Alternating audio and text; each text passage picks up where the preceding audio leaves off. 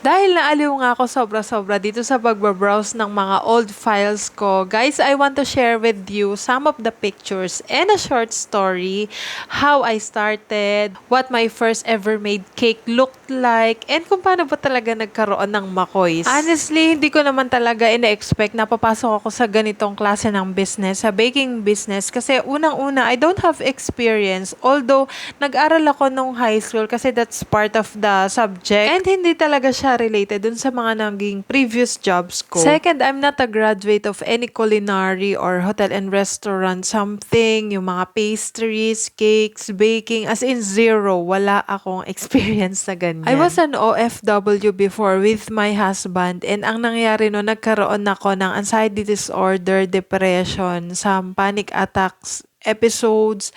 So, ayun, nag-decide kami na umuwi na lang ako ng Pilipinas and doon na siya nag-start. At first, nag-try ako mag-bake for family consumption lang. Like, kasi nagkataon na baby pa si Makoy and uso na nun yung mga milestone cake. So, parang doon ako nag-practice. But before that, nag-start kami magbenta ni Kim ng Graham balls, and alam niyo, ang social ng mga flavors namin nun. Kasi nga, since galing ako ng abroad, ang dami naming chocolates dito. Yun talaga yung mga flavors na inilalagay namin. And sobrang naging mabenta yun sa amin. And everything follows na. At itong Hello Kitty cake na to, yung kauna-unahang paid cake ko. Tsaka itong chocolate moist cake. Kasi nung time na to, nagpo-post na rin kami. Gumawa na ako dito ng Facebook page namin. Tapos ayun, marami naman ang nag-order sa amin. Kahit na ang tsatsaka ng mga design ko. Pero alam nyo, nung time na yan, gandang-ganda na ako dyan sa mga design ko, mga B. Then ayan, nag-offer na rin kami ng mga cake pops, and then may mga cupcakes na rin. Tapos, ayan, blueberry cheesecake. Ay, pinagpa-practicean ko nga sila kasi every occasion dito sa bahay, ako talaga yung gumagawa ng cakes. At eto, hindi nyo kakayanin. Ito yung first ever wedding cake na ginawa ko. At tignan nyo naman yung toppers na inilagay ko. Tawang-tawa talaga ako nung nakita ko to. Buttercream icing pa yung gamit ko dito. Then, level up ng konti. Nag-offer na rin ako ng Sanshibal cake, Yema cake. Ayan, galing yan sa YouTube Academy and nakagraduate na rin ako sa kanya. Tapos nung 10th month naman ni Makoy, nag-try naman ako gumawa ng mga number cakes, and yung stencil niyan, pinadrawing ko lang sa kapatid ko. That time, walang gumagawa ng number cakes dito, kundi ako lang. Dahil papalapit na nga yung first birthday ni Makoy dito, nag-start na rin ako at nag-aral na rin akong gumawa ng mga fondant. Until may client ako na nagpagawa sa akin ng pang-giveaways niya. Yan yung cheesecakes at saka yung mga cake pops and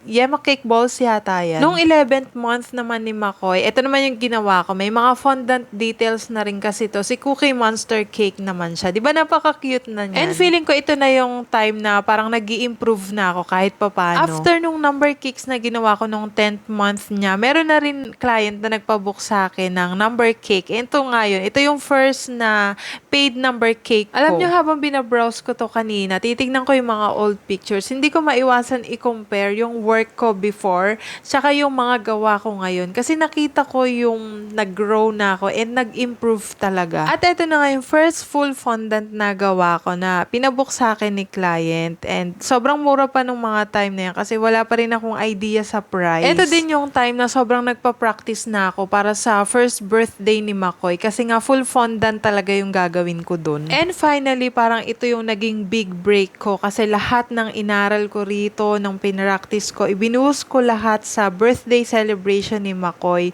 Yung 3-tier fondant cake, full fondant siya, all edibles. Tapos yung cupcakes na nasa 100 plus pieces. Then yung initials ng pangalan niya nandun siya sa tagi-isang Yema cake. Napaka worth it nung time na yan. And nung nakita ko yung setup dun sa sweets corner niya, napaka fulfilling para sa akin. At sulit na sulit talaga yung pagod.